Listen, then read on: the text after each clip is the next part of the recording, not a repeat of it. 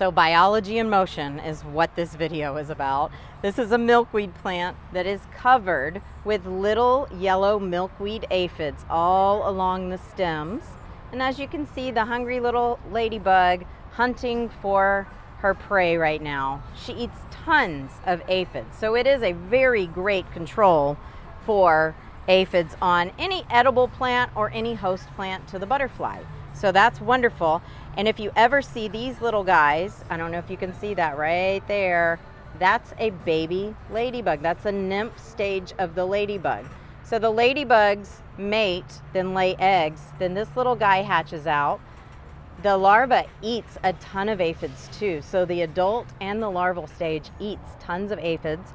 And then it'll pupate into this little guy, which it's really hard to see on there. It's hanging almost like a butterfly caterpillar connects with silks. That's exactly how that little baby ladybug pupa will kind of metamorphosize underneath the leaf, and then it'll emerge as the adult ladybug. So ladybugs are really fun and easy to release on your own or with the family.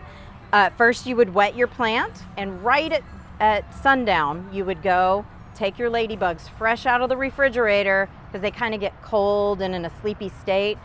You would take them right out of the refrigerator on your newly wet plants, because they want to drink first. And you'll open it up and they'll emerge, and then they'll go take care of the insect problem for you. So there's always a bug to eat another bug. Then we don't have to use as many insecticides.